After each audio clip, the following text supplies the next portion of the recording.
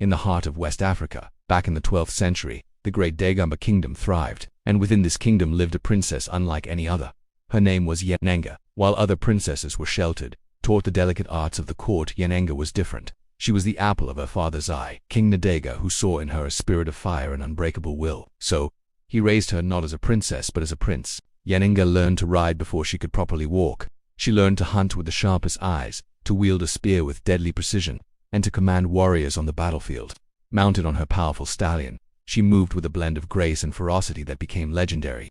Her people loved her, cheering her name as she rode by. They called her Yenenga the Sun, the stalwart one. Her father, King Ndega, would watch her, his chest swelling with pride. She was his greatest warrior, his most brilliant commander. But as the years went on, a shadow began to creep into Yenenga's heart. She loved her father, she loved her kingdom, and she loved the thrill of the ride. But she longed for something more. She dreamed of a life of her own, a life where she could love, marry, and raise a family. Suitors from far and wide came to the Dagomba kingdom, hoping to win the hand of the legendary warrior princess. But King Ndega refused them all. He couldn't bear the thought of losing her. She was more than his daughter. She was a symbol of his strength, his ultimate prize, and he was determined to never let her go. Yenenga felt trapped, like a bird in a gilded cage. Her heart ached for a future she couldn't grasp. One evening, desperate to make her father understand, she took a single stalk of sorghum and planted it at the entrance to the royal compound. In their culture, the message was clear and powerful. I am ripe for harvest. I am ready to leave my father's house. It was a plea, a daughter's cry to her father.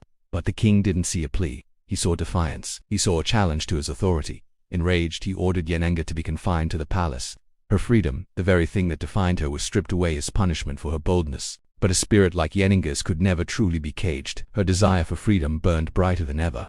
With the secret help of a loyal guard who pitied her plight, she began to plot her escape. One night, under the soft light of a full moon, the plan was set in motion. Yenenga braided her long hair like a man's, dressed herself in the garb of a warrior, and crept to the royal stables. Her stallion, sensing her urgency, greeted her with a soft nick. She swung onto its back, and with a silent farewell to the life she knew, she galloped into the darkness. She rode for days and nights, a solitary figure racing across the vast, unforgiving savannah. Each league she covered was a step further from her gilded cage, a step closer to an unknown destiny.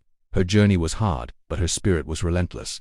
Then, one night, the skies opened up. A violent storm descended, with thunder that shook the very ground. Her brave stallion, spooked by the deafening cracks of lightning, bolted. Yenenga held on with all her might as the horse plunged deep into a tangled, unfamiliar forest. Lost, exhausted, and soaked to the bone, she fought to regain control.